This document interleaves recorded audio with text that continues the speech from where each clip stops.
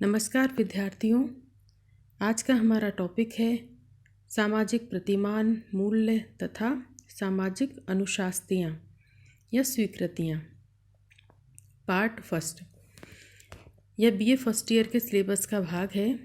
आज हम सामाजिक प्रतिमान पर ही बात करेंगे। टॉपिक बड़ा होने के कारण इसे 3 भागों में बांट दिया है। नेक्स्ट वीडियो में हम मूल्य तथा सामाजिक अनुशास्तियों पर बात करेंगे। सामाजिक प्रतिमान या मानदंड।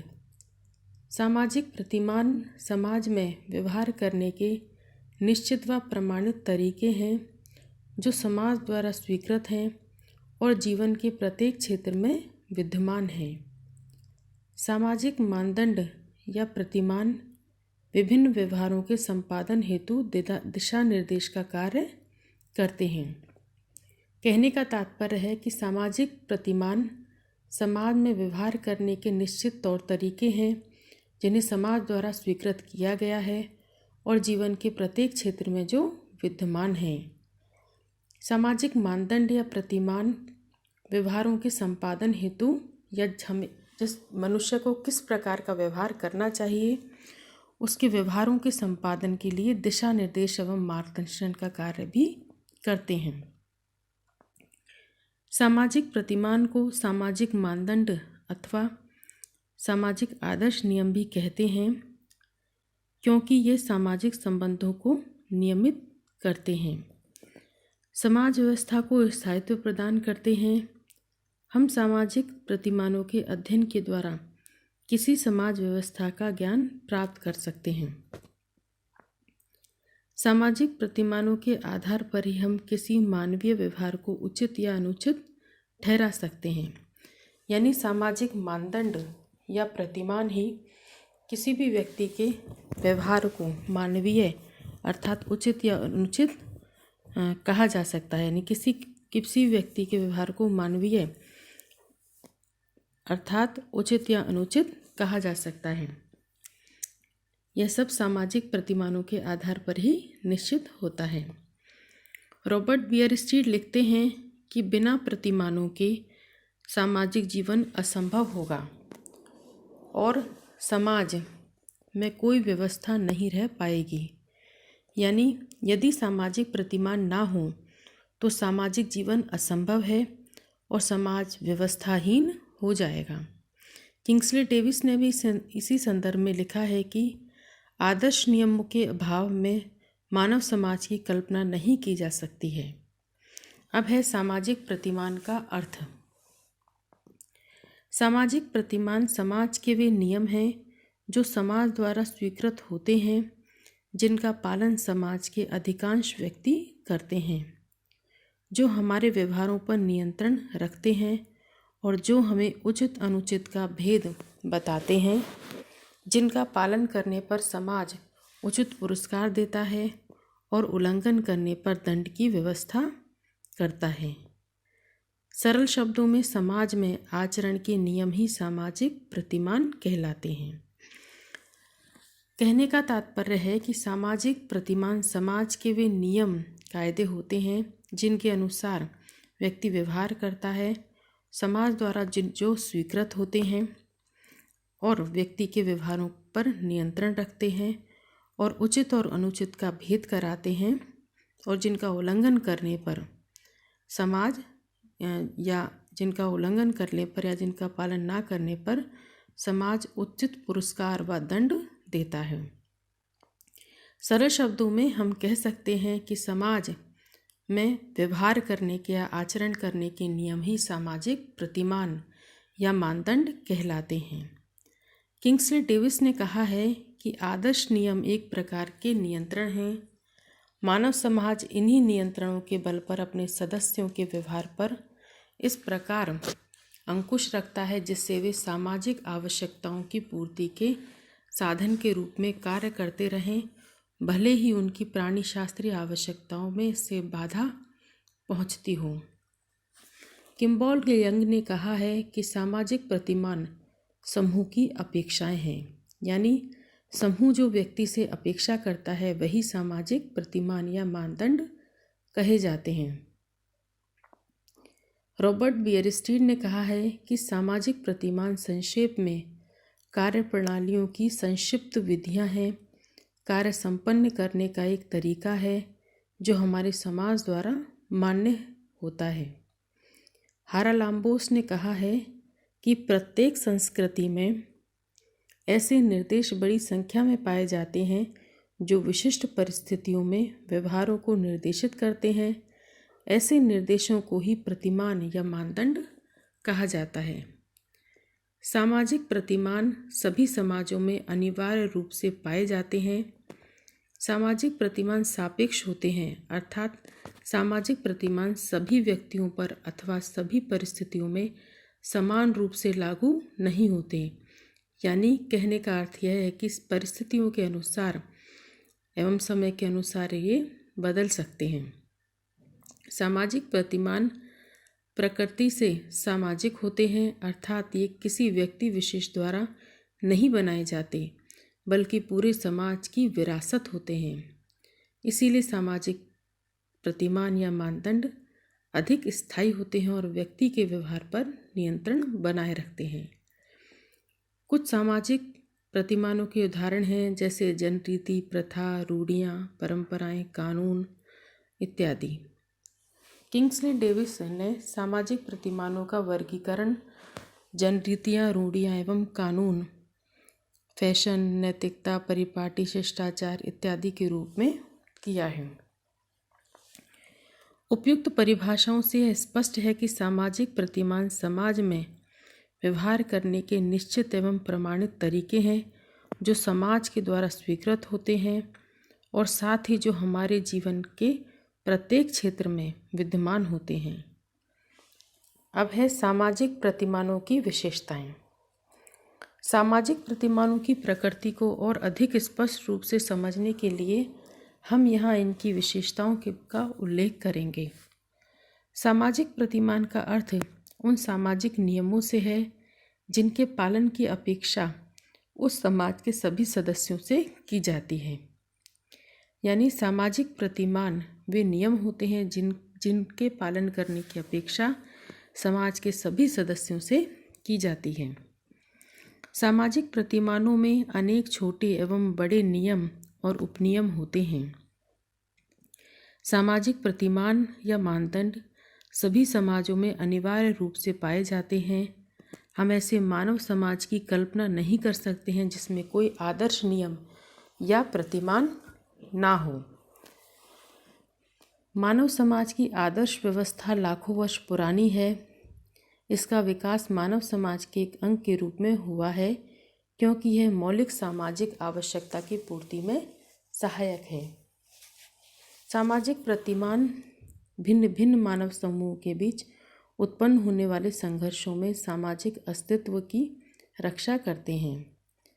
सामाजिक प्रतिमानों का पालन बाह्य दबाव के कारण ही नहीं किया जाता, वरन इसलिए भी किया जाता है कि लंबे समय से उनका पालन करने के कारण वे मानव व्यवहार के अभिन्न अंग बन चुके हैं। सामाजिक प्रतिमान मानव के पथ प्रदर्शन का कार्य भी करते हैं। सामाजिक प्रतिमान सभी व्यक्तियों पर अथवा सभी परिस्थितियों में समान रूप से लागू नहीं होते हैं। सामाजिक प्रतिमान नैतिक कर्तव्य की भावना से संबंधित होते हैं। वे यह बताते हैं कि किसी भी व्यक्ति को विद्यमान परिस्थितियों के अनुसार ही कुछ विशेष प्रकार के व्यवहार करने चाहिए, अवश्य करने चाहिए अथवा अनिवार्य रूप से करने चाहिए। सामाजिक प्रतिमानों में विकल्प भी होते हैं। वे यह संकेत करते हैं कि किसी एक प्रतिमान की तुलना में दूसरा कौन सा प्रतिमान चुनना चाहिए। सामाजिक प्रतिमान व्यक्ति को प्रभावित करते हैं, साथ ही उससे प्रभावित भी होते हैं। सामाजिक प्रतिमान लिखित एवं अलिखित दोनों प्रकार के हो सकते हैं। जैसे प्रथा, परंपरा, रूढ़ियाँ, फैशन अलिखित सामाजिक प्रतिमान है तो कानून लिखित सामाजिक प्रतिमान है। सामाजिक प्रतिमानों का संबंध सामाजिक उपयोगिता एवं आवश्यकताओं से होता है। सामाजिक प्रतिमानों का संबंध समाज की वास्तविक परिस्थितियों से होता है। सामाजिक प्रतिमान सामाजिक नियंत्रण के वे साधन हैं जो मानवीय व्यवहारों को नियंत्रित एवं व्यवस्थित करते हैं। ये सामाजिक आवश्यकताओं की पूर्ति के साधन के रूप में कार्य करते हैं। अब है सामाजिक प्रतिमानों का वर्गीकरण। सामाजिक प्रतिमानों के वर्गीकरण के अंतर्गत रॉबर्ट बियरस्टीड ने प्रतिमानों को 3 श्रेणियों में बांटा है। पहला है जनरीतियाँ, दूसरा रूढ़ियाँ और तीसरा है कानून। सामाजिक प्रतिमानों का एक वर्गीकरण इस प्रकार है जैसे निर्धारित प्रतिमान, अधिमान्य प्रतिमान और स्वीकृत प्रतिमान। समाज द्वारा जिस प्रकार के व्यवहार की अपेक्षा की जाती है उसे निर्धारित प्रतिमान कहते हैं। जैसे सड़क के बाईं ओर चलना, पुत्र को पिता की तथा छात्र को गुरु की आज्ञा मानना, ये सभी जो है निर्धारित प्रतिमान कहे जाते हैं। किंग्सले डेविस ने सामाजिक प्रतिमानों का वर्गीकरण इस प्रकार किया है। किंग्सले डेविस ने सामाजिक प्रतिमान बताए हैं जनरीतियाँ, रूढ़ियाँ, कानून, संस्थाएं, प्रथा, नैतिकता एवं धर्म, परिपाटी, शिष्टाचार, फैशन एवं धुन। अब हम यहाँ कुछ सामाजिक प्रतिमानों पर चर्चा करेंगे या जिनका उल्लेख करेंगे। पहला है जनरीतियाँ। जनरीतियाँ शब्द का सर्वप्रथम प्रयोग अमेरिका के येल विश्वविद्यालय के प्रोफेसर ग्राहम समनर ने 1904 में अपनी पुस्तक फोकवेज में किया था। जनरीतियाँ अपने आप में एक सामाजिक प्रतिमान है जिसके बारे में किंग्सले डेविस ने कहा है, जिसके बारे में हम पढ़ रहे हैं। जनरीतियाँ यानी फोकवेज पुस्तक जो कि ग्राहम समनर द्वारा लिखी गई थी 1904 में, इसके अंतर्गत इन्होंने जनरीतियों का उल्लेख किया है। कार्य करने के वे तरीके या रीतियाँ जो समाज के लोगों द्वारा अपनाई जाती हैं जनरीतियाँ कही जाती हैं। दूसरे शब्दों में जनरीतियाँ समूह की आदतों को कहते हैं। हमारे अधिकांश दैनिक व्यवहार जनरीतियों द्वारा ही प्रभावित होते हैं। जनरीतियाँ अपेक्षाकृत अस्थायी व्यवहार हैं जिनका पालन करना एक परिस्थिति में आवश्यक माना जाता है। जनरीतियों का पालन मनुष्य अचेतन रूप से करता है। इसका विकास स्वतः एवं अनुभवों के आधार पर होता जाता है। इनका निर्माण योजनाबद्ध तरीकों से नहीं होता, अतः ये अनियोजित होती हैं। जनरीतियाँ मानव की किसी न किसी आवश्यकता की पूर्ति अवश्य करती हैं। अब इसके बाद हैं रूढ़ियाँ यानी लोकाचार। मोर्स शब्द लैटिन भाषा के मोस शब्द का बहुवचन है जिसका अर्थ प्रथा से है। समाजशास्त्र में मोर्स शब्द का प्रयोग करने का श्रेय अमेरिकन समाजशास्त्री समनर को जाता है। इसका हिंदी रूपांतरण होता है लोकाचार तथा रूढ़ियाँ। सामान्यतः रूढ़ी शब्द का प्रयोग दकियानूसी, पिछड़े एवं बिगड़े हुए प्रथागत व्यवहारों के लिए किया जाता है, जबकि मूरस का अर्थ ऐसे व्यवहारों से है जिनमें समूह कल्याण की भावना होती है। यानी लोकाचार को हम मूरस भी कहते हैं जिसका अर्थ होता है समूह कल्याण। लोकाचार को स्पष्ट करते हुए समनर लिखते हैं कि लोकाचार से मेरा तात्पर्य ऐसी लोकप्रिय रीतियाँ तथा परंपराओं से है जिनमें जनता के इस निर्णय का समावेश हो चुका है कि वह सामाजिक कल्याण में सहायक हैं। कहने का तात्पर्य है कि जब जिन रीतियों के साथ समूह कल्याण की भावना जुड़ जाती है तो वह लोकाचार का रूप धारण कर लेती हैं। अब है प्रथाएं। प्रथाएं भी अनौपचारिक सामाजिक प्रतिमान हैं। प्रथा शब्द का प्रयोग ऐसी जनरीतियों के लिए किया जाता है जो समाज में बहुत समय से प्रचलित हों। प्रथा में भी समूह कल्याण के भाव निहित होते हैं। यही कारण है कि कई बार प्रथा एवं लोकाचार का प्रयोग पर्यायवाची के रूप में किया जाता है। मैकाइवर एवं पेज लिखते हैं कि सामाजिक मान्यता प्राप्त व्यवहार ही समाज की प्रथाएं हैं। यानी जिससे समाज की स्वीकृति प्राप्त हो जाती है, जो कि जनरीतियों और लोकाचार से अधिक सशक्त होते हैं। प्रथाएं समाज में व्यवहार करने की एक विधि है। प्रथाएं वे जनरीतियां हैं जो पीढ़ी दर पीढ़ी हस्तांतरित की जाती हैं। प्रथाओं को समाज की स्वीकृति प्राप्त होती है, इसलिए इनमें स्थायित्व पाया जाता है।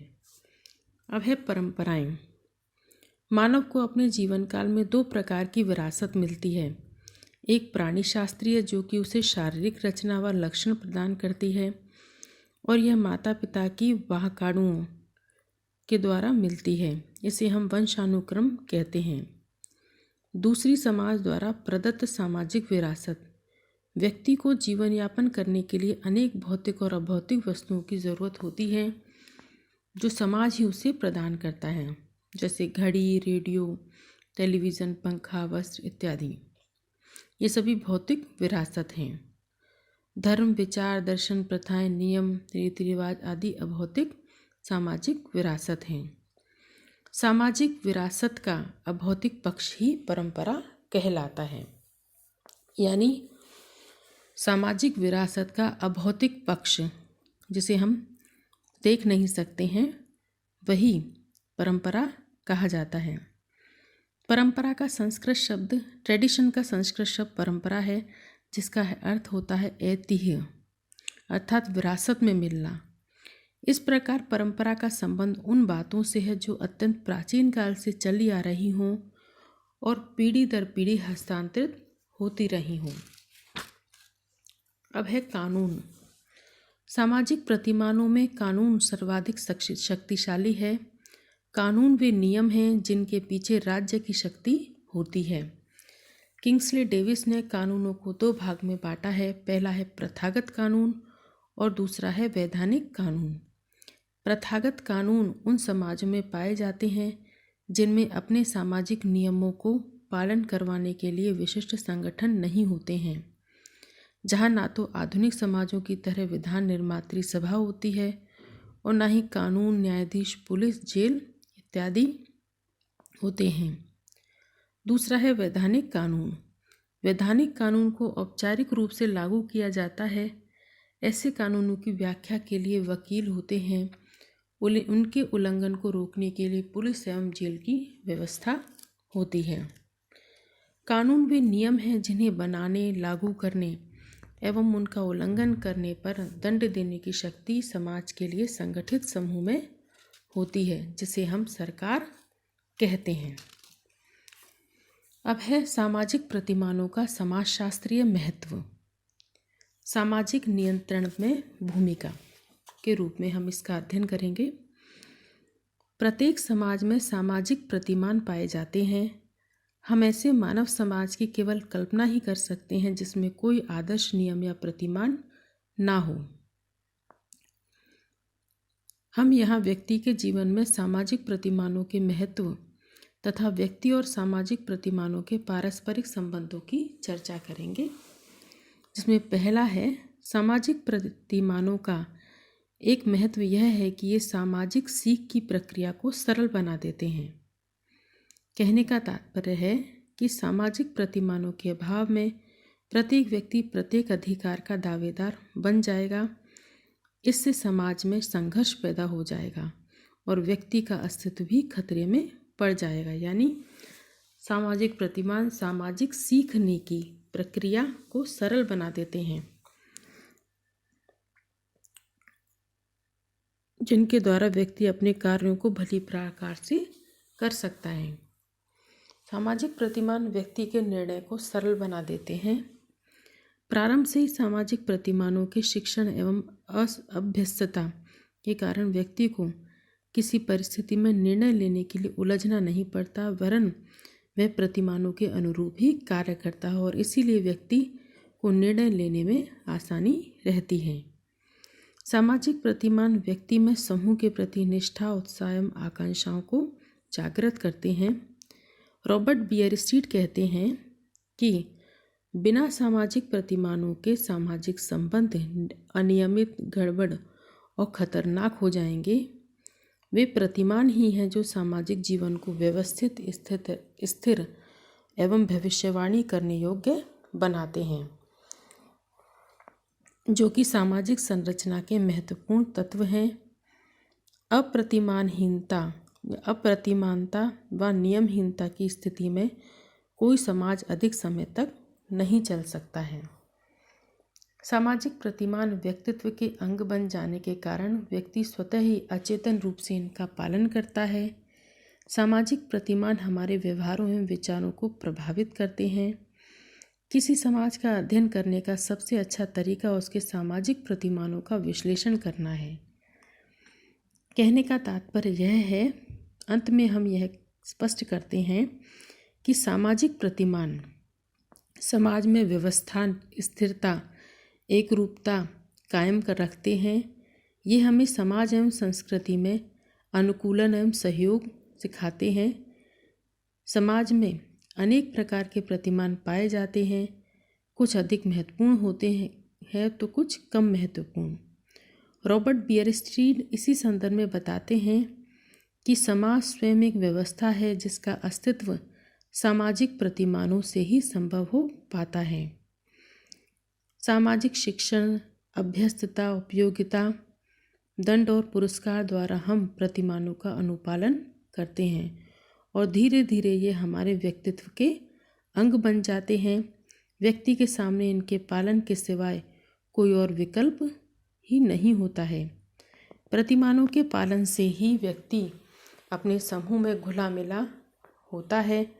ये सामाजिक नियंत्रण के सशक्त साधन होते हैं। यानी सामाजिक नियंत्रण की भूमिका में या सामाजिक नियंत्रण में सामाजिक प्रतिमानों का अत्यधिक महत्व है। सामाजिक प्रतिमानों के द्वारा ही समाज में नियंत्रण स्थापित रह सकता है। सामाजिक प्रतिमानों के पालन से ही व्यक्ति समूह के साथ सामंजस्य करता है, सहयोगी प्रवृत्ति अपनाता है एवं सामाजिक प्रतिमान जो है किसी भी समाज का अंग बन जाते हैं और इसी प्रकार वे समाज में नियंत्रण स्थापित करते हैं। उम्मीद है टॉपिक आपको समझ में आया होगा। धन्यवाद।